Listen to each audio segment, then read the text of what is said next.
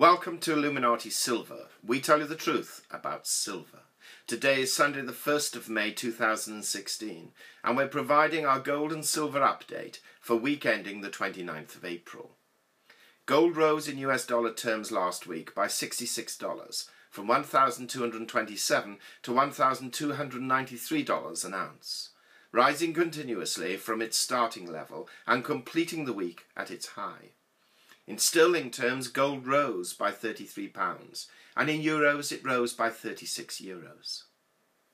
Silver rose by 89 cents from $16.96 to $17.85, having reached a high of $17.89 and a momentary low of $16.25. In sterling terms it rose 44 pence, and in euros it rose by 0.49 euros.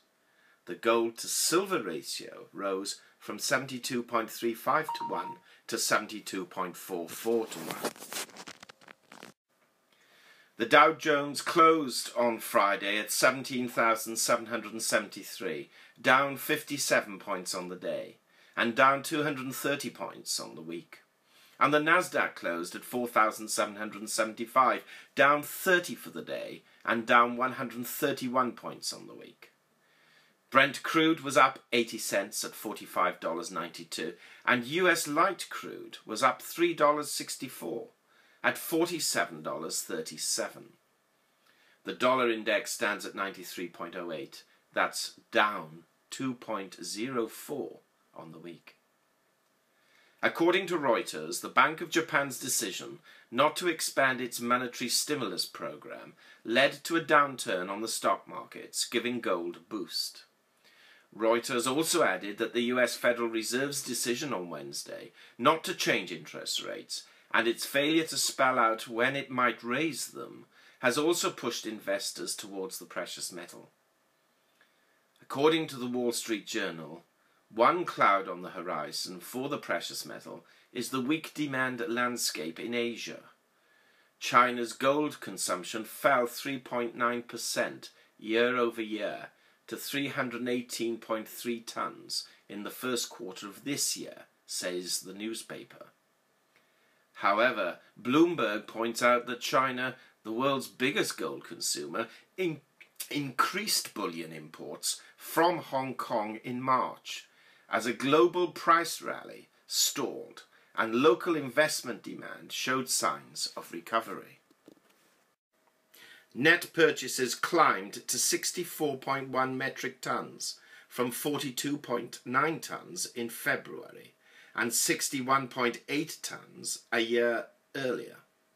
The mainland bought nearly 76.3 tons compared with 55.1 tons a month earlier, while exports to Hong Kong were 12.1 tons from 12.2 tons.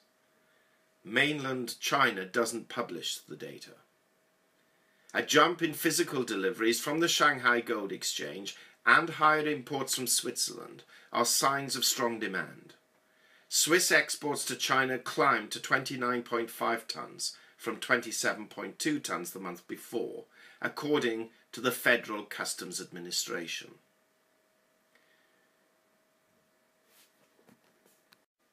According to Zhu Song, Deputy Director of the Financial Market Department at the People's Bank of China, quote, "Chinese people love gold and there is huge demand.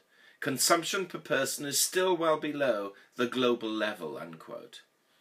This suggests to us, and based on our own research, that China is going to continue to encourage its people to invest in gold, which should maintain robustness of demand. We have said in early reports that should silver rise above $17.50 and gold hit the 1300 level, then this should be seen as a continuation of the bull trend. Silver has indeed done this, and gold is so close to the 1300 level, it may indeed surpass it this week. The dollar decline has moved further than we anticipated, especially bearing in mind the negative interest rates which the rest of the world are dabbling with, and this has also had a profound impact on gold and silver prices last week. The short-term trend remains bullish, and paper traders are indeed likely to push prices higher short-term. With turbulence in currency markets, Trump likely to win the Republican nomination, thereby likely to spook markets further, the Fed content to allow the dollar to fall by maintaining its dovish comments, our view is to buy on dips, and there may indeed be some mileage left for both gold and silver to rise. We hope you have found this video interesting and informative, and if so, please give it a thumb up and share it on Twitter. Also kindly visit our website at illuminatisilver.com, and if you haven't already done so, please subscribe as a free member for regular email updates and offers. Our Facebook page, which is updated daily, can be found at facebook.com/illuminatisilver.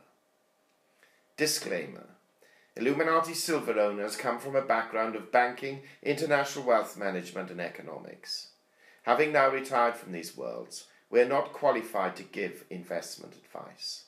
Therefore, this and other productions must not be deemed to be giving such advice, and merely represent the personal views of its owners.